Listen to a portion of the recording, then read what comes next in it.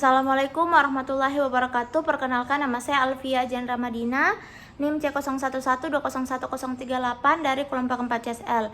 Jadi hari ini saya akan menjelaskan tentang teknik pemeriksaan fisis hematologi, di mana di sini persiapan untuk dokter yaitu mencuci tangan, kemudian persiapan untuk pasien sendiri, di mana dokter di sini bertugas untuk menanyakan pada pasien tentang pemeriksaan apa yang akan kita lakukan hari ini, berserta kita akan menanyakan kepada pasien tentang hak-hak kerahasiaan pada saat pemeriksaan fisik sebentar.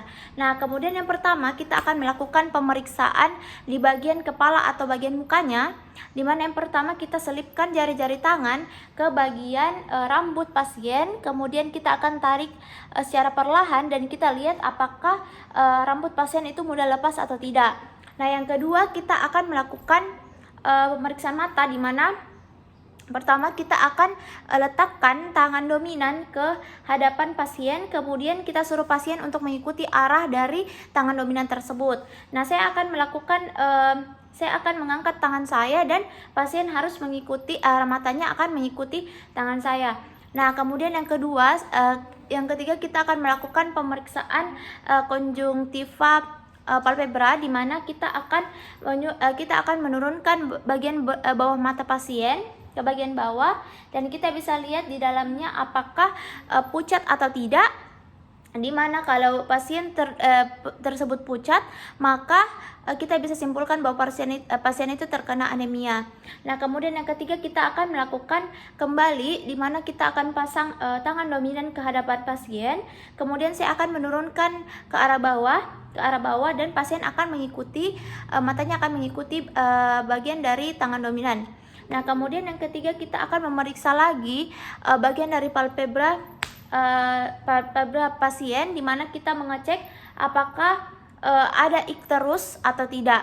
Nah, kemudian yang terakhir kita akan melakukan pemeriksaan bagian mulut, di mana kita akan menyuruh pasien untuk membuka mulut.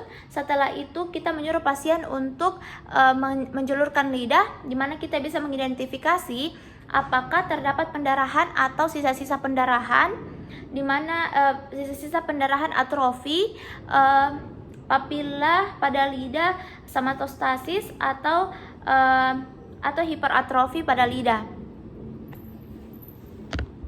Selanjutnya kita akan melakukan pemeriksaan pada dada depan, di mana kita akan menekan dengan lembut bagian dari sternum pasien dan juga bagian dari konjungtivanya pada samping lengan, di mana kita pastikan bahwa tidak ada nyeri atau tidak.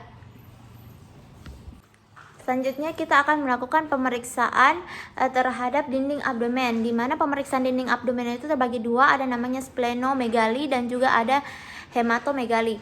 Di mana splenomegali itu di mana kita akan mengidentifikasi kebagian dari tias kanan dari pasien, di mana kita umpamakan ini adalah bagian dari sebelah kanan pasien.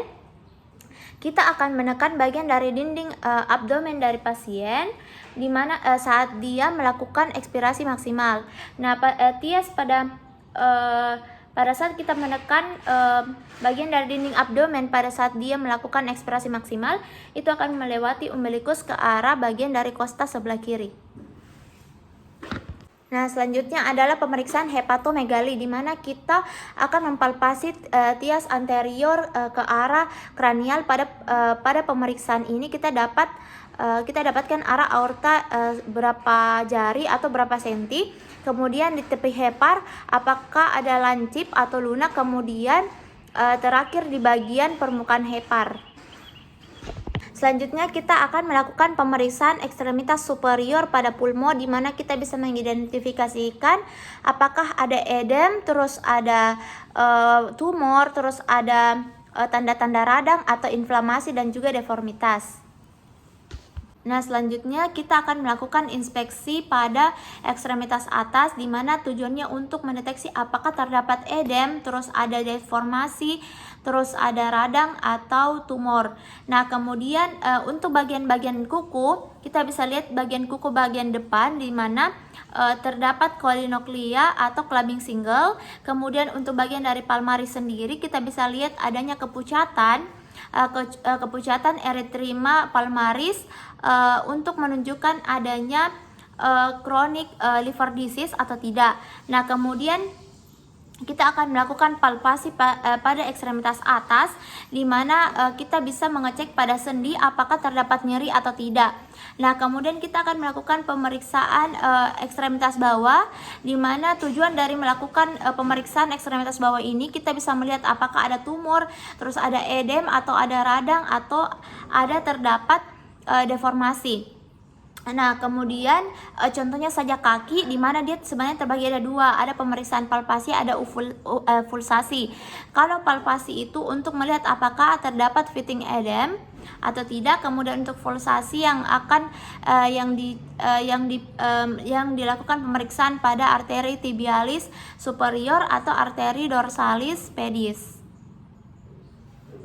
Nah, selanjutnya saya akan melakukan pemeriksaan terhadap nyeri tekan pada tulang pada dada belakang, di mana tangan kiri akan menekan bagian dari sudut prosta vertebra kanan dan tangan kiri akan memukul bagian sendi dari punggung sebelah kiri. Nah, setelah itu kita akan menanyakan pada pasien apakah pasien merasakan nyeri atau tidak.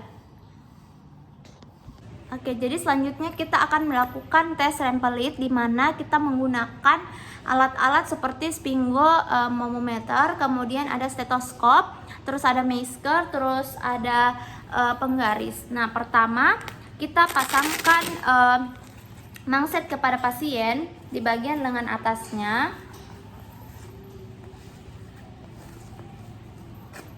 Nah, kemudian setelah itu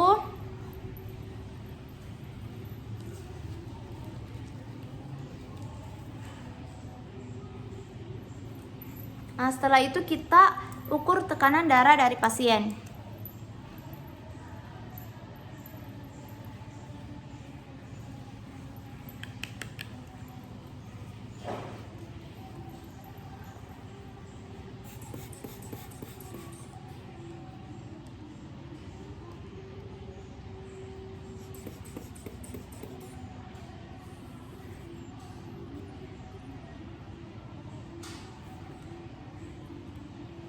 Nah, di sini kita dapatkan bahwa tekanan pasien ini adalah 120/80. Nah, sekarang kita akan menentukan titik tengahnya. Nah, bagaimana cara menentukan titik tengahnya? Yaitu dengan kita menambah diastol dengan sistol, kemudian dibagi dua. Di mana di sini sistolnya 120 ditambah dengan diastolnya sebanyak 80,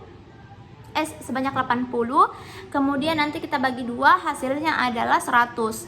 Nah, kemudian kita akan pertahankan tekanan ke 100 mm Hg. Nah, kemudian kita akan pasang timer selama 5 menit. Nah, setelah 5 menit kita akan turunkan ke 0 mmHg. Oke.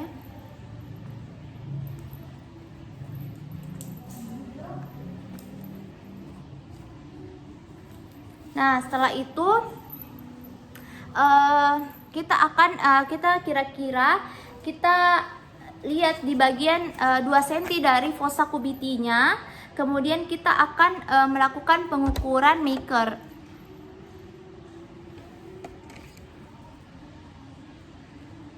Nah, makernya di sini kira-kira itu adalah 5 cm. Nah, kemudian di situ terdapat bintik-bintik petahi. Nah, bintik-bintik petahi itu kalau dia melebihi dari 20, maka tes dari Rempelit itu adalah positif.